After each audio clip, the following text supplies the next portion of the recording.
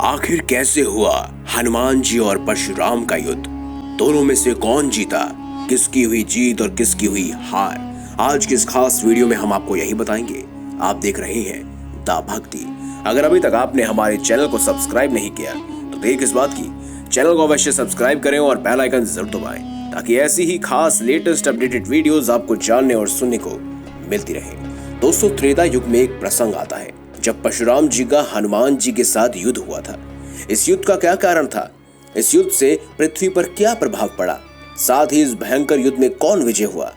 ये बात उस समय की है जब राजा सहस्त्रबाहु ने घोर तपस्या कर भगवान दत्तात्रेय को प्रसन्न किया। 1000 भुजाएं और किसी से परास्त न होने के वचन उन्होंने पा लिए थे। तब सहस्त्रबाहु ने अपने घमंड के धर्म की सभी सीमाओं को लांघ दिया। उसके अत्याचार से जनता परेशान हो चुकी थी। सहस्त्रबाहु सेना के साथ जंगल से गुजर रहा था।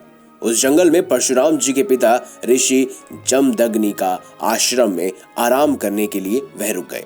ऋषि जमदग्नि ने आश्रम में कामधेनु गाय को रखा हुआ था जो सभी इच्छाएं पूर्ति करती है। उनकी कृपा से ऋषि सहस्त्रबाहु और सैनिकों का राजसी स्वागत उन्होंने किया। कामधेनु का चमत्कार देखकर सहस्त्रबाहु बलपूर्वक उन्हें अपने साथ ले जाना लगा। उस समय आश्रम में ऋषि जमदग्नि के पुत्र भगवान परशुराम घर में मौजूद नहीं थे। परशुराम जब आश्रम में आए तो उन्हें घटना का पता चला। ये सुनकर परशुराम क्रोधित हो उठे। वे अपना परशु साथ लेकर महेशमती की ओर चल पड़े। सहस्त्रबाहु अभी महेशमती के मार्ग में ही था कि परशुराम उसके पास जा पहुंचे। सहस्त्रबाहु ने जब देखा कि परशुराम उनसे युद्ध करने आ रहे हैं तो उसने उनका सामना करने के लिए अपनी सेना खड़ी कर दी। तब परशुराम ने अकेले ही सहस्त्रबाहु की सेना का सफाया कर दिया। अंत में सहस्त्रबाहु परशुराम से युद्ध करने के लिए आया। परशुराम ने उसकी 1000 भुजाओं को अपने परसे से काट दिया और सहस्त्रबाहु अर्जुन का वध कर दिया। प्रतिशोध लेने के लिए सहस्त्रबाहु के पुत्रों ने बाद में ऋषि जमदग्नि का वध कर दिया। अपने निर्दोष पिता की हत्या से क्रोधित होकर परशुराम ने 20 बार पृथ्वी को क्षत्रियों का वध कर धुला दिया था। जब 21वें क्षत्रियों को वह मारने पहुंचे तो वह 21वें क्षत्रिय परशुराम से बचते हुए एक जंगल में छिपने के लिए पहुंचे।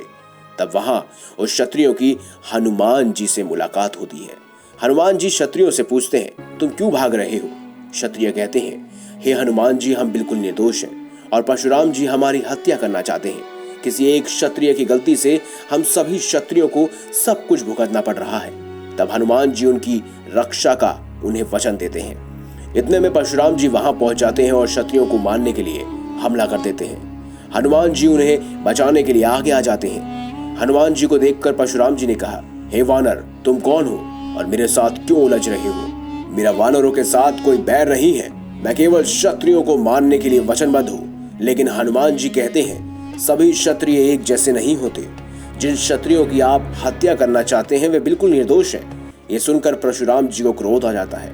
हनुमान जी कहते हैं, आप क्षत्रियों को मारना चाहते हैं लेकिन उससे पहले आपको मुझे परास्त करना होगा। उसके बाद दोनों के बीच शुरू होता है प्रलयकारी युद्ध। भगवान शिव ने परशुराम और हनुमान जी की परशुराम के परसे में और हनुमान जी के गधे में टकराव होने लगता है। इन दोनों के भीषण गर्मी से चारों तरफ त्राही त्राही मच जाती है। अपने पराक्रम से दोनों लगातार प्रहार करते जा रहे थे। इतने में धरती फाड़कर दोनों पाताल में चले जाते हैं। वहां भी युद्ध चलता रहा। जब हनुमान जी को एहसास होता है ऐसे तो पूरे भूलोक का विनाश हो जाएगा, इनको पाताल लोक से बाहर निकालना ही होगा, तब वह अपनी शक्ति से परशुराम जी को पाताल लोक से बाहर लेकर आते हैं। इन दोनों के युद्ध से धरती का विनाश न हो जाए इसीलिए स्वयं महादेव वहां प्रकट होते हैं। महादेव उनके शस्त्रों को लुप्त कर देते हैं और उन्हें युद्ध न करने का आदेश देते हैं। तब दोनों भगवान शिव को प्रणाम करते हैं, युद्ध को विराम देते हैं। इस प्रकार भगवान शिव ने इनके युद्ध को रोक दिया और परशुराम जी ने वचन देते हुए कहा कि आज के बाद मैं किसी क्षत्रिय का वध नहीं करूंगा। इस तरह हनुमान जी और परशुराम जी के युद्ध में समाप्ति हो जाती है। लेकिन रहस्य अभी भी बना हुआ है, अगर दोनों का युद्ध लगातार होता तो कौन जीतता? आपका क्या मानना है कमेंट बॉक्स में हमें जरूर बताएं। वीडियो अगर अच्छी लगी है तो लाइक करें, हमारे चैनल को सब्सक्राइब करें और ज्यादा से ज्यादा शेयर अवश्य करें। मिलेंगे अगली बार एक नई खास वीडियो के साथ। तब तक के लिए बहुत बहुत धन्यवाद। देखते रहिए दा भक्ति।